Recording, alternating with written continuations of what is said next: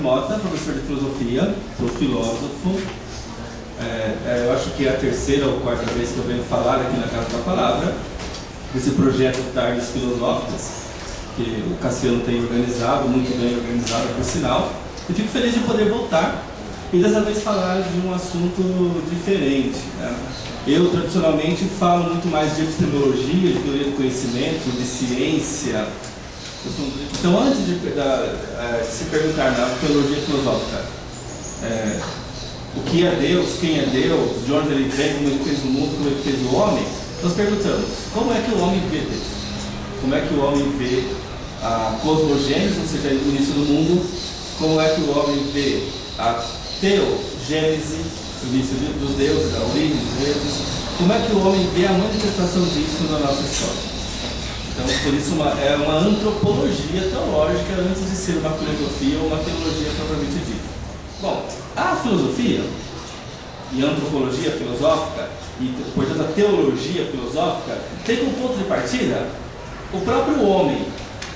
Então, tudo começa com a história do homem. Deus será secundário.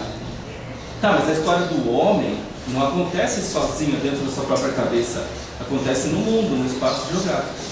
Então é o homem, o mundo ou a natureza, depois os produtos culturais, como a religião. Mas nessa visão, veja só, o homem visto naturalmente, ele se harmoniza com a natureza. Quando você considera a história do homem sem a origem divina, o homem nasce como mais um elemento natural. Ele brota da terra. Mas agora sem interferência de um poder externo. Então o homem é um elemento da natureza, e por ser um elemento da natureza, ele vive em comunhão. A sua existência é compartilhadora com a natureza. Mas a gente sabe que o homem que nós conhecemos hoje não é assim. Vou tentar explicar também por quê. Tá? Naturalmente, o homem se harmoniza com o mundo, mas culturalmente o homem não se harmoniza com o mundo. Então o que é a cultura? A cultura significa tudo aquilo que o homem produz. A palavra cultura vem do latim cultivar, cultivare é produzir. A agricultura, produzir na terra. Assim, suinocultura, produzir porco. Cultura é a produção. Tudo que o homem produz é uma alteração da natureza. Então a cultura transforma o mundo natural num segundo mundo, segundo a natureza, que é o mundo da cultura.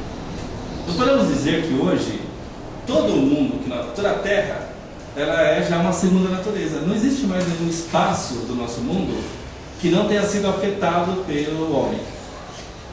Então isso tem que entrar no nosso caldeirão teológico do ponto de vista da filosofia. E aí a Teodiceia, que então é a história dos deuses, ela acontece no mundo da história humana. Portanto, ela só acontece na cultura humana. Então vejam como ela é tardia. Primeiro o homem, depois o mundo, depois a cultura, depois os deuses. Esse é o foco que eu vou defender aqui. Certo? A história dos deuses a partir do registro que os homens fizeram disso. A humanidade culturalmente construída é construída em cima da razão. A própria razão se vê impedida de dar conta de uma tarefa que ela mesma se pôs: explicar aquilo que me assombra no mundo. Então o pensamento mítico, né? O mito que a gente conhece bem pela história, ele é a resposta que a própria razão encontrou para dar conta da sua incapacidade de dar explicações precisas sobre as coisas. E qual que é essa estratégia? É criar uma explicação imagética. Usar a imaginação e a criatividade para substituir uma coisa que a razão não consegue produzir. Então o mito, qualquer tipo de mito, ele sempre é uma explicação criativa sobre um elemento natural, físico. Só que a explicação sempre é metafísica. Então chove porque sempre é uma explicação de um elemento natural usando alguma coisa sobrenatural. Essa é a marca do mito. Todo mito explica alguma coisa. E todo mito é um tipo de conhecimento. Ele é produzido por um movimento racional, mas é uma razão que é incipiente, que está dando seus primeiros passos ali. É um caminho, né? Que terá desdobramentos importantes, porque exercita o homem na busca por explicação para as coisas. Vamos lá. Então, de Sócrates, o homem tem que se libertar e tem que se aproximar de uma visão teológica monoteísta, porque somente um único Deus poderia ser a causa e ser automaticamente neutro frente à liberdade. Se houvesse mais que um Deus, isso não seria possível. Aí essa discussão ela é filosófica muito longa, não vale a pena pegar aqui. A gente cabe então no terceiro momento dessa teodiceia histórica, que é a tradição judaico-cristã. Então, aqui é a nossa tradição religiosa. O que nós temos aqui? Primeiro, o monoteísmo, ele dá esse deísmo, né? Então, de Jeová, Yahvé, ou de Deus, ele coloca o homem num lugar privilegiado da natureza. Não porque ele é uma criação de Deus, como tudo é criação de Deus. O lugar privilegiado do homem é que ele passa a ser coadjuvante de Deus. Para a nossa tradição judaico-cristã, o mundo é incompleto. Deus fez o mundo, mas não se contentou com as coisas prontas. Colocou o homem. Para quê? Para que o homem pudesse, de alguma maneira, contemplar e completar a sua obra. É como que se Deus precisasse do reconhecimento humano. O cristianismo e a tradição judaico-cristã tem um marco curioso, que é o seguinte: a força do cristianismo, a estruturação do cristianismo como religião, está muito mais no Paulo do que em qualquer outro sujeito. O texto do Paulo é muito mais poderoso, institucionalmente falando, do que o próprio Evangelho, ou os Evangelhos. E Paulo fala uma coisa fantástica, fala assim, eu não lembro qual a carta, vós sois o templo onde Deus mora. Você lembra dessa passagem? Não tem, a igreja, o templo não é nada. O homem e Deus passa a estar dentro do homem. Junta isso com o Sócrates. Sócrates foi considerado o homem mais sábio de Atenas. Aí perguntaram, mas Sócrates, o que é que você sabe tanto que você é o mais inteligente daqui? Não, só sei que nada sei. Sim, pilantra, eu não quis dar o segredo. Tá bom, Sócrates, e como nós podemos fazer para ser igual a você? É fácil. Conhece a ti mesmo.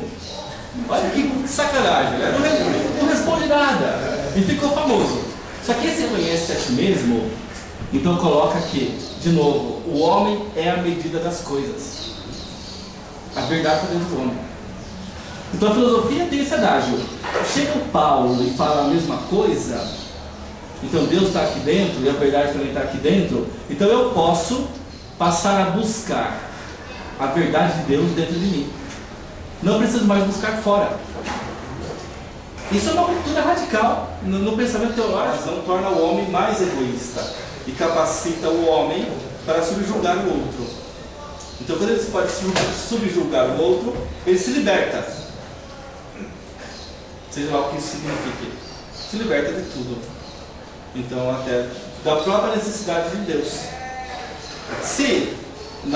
Tomando a minha fala como referência, o caminho para a construção da religião está naquele assombro, naquele incômodo que o homem tem por ver na natureza coisas inexplicadas. A razão, com o seu poder de explicar, liberta o homem desse medo todo. Então o homem, no ápice da razão, não precisa mais de nenhuma divindade, não precisa mais de Deus, nem do amor. Que, se ela pensar o homem agora do século XXI, é o desejo puro que nos move. Então nós queremos consumir e destruir tudo que está à nossa volta. Parece que nós seremos mais homens se consumirmos mais. Seja lá o que for. Livros, carros, comidas, viagens, mulheres, casas, não importa. A nossa existência, ela se completa na objetivação do desejo. E esse desejo é erótico, da destruição, da consumação, que vai virar consumição. Se nós não consumirmos, não estamos satisfeitos.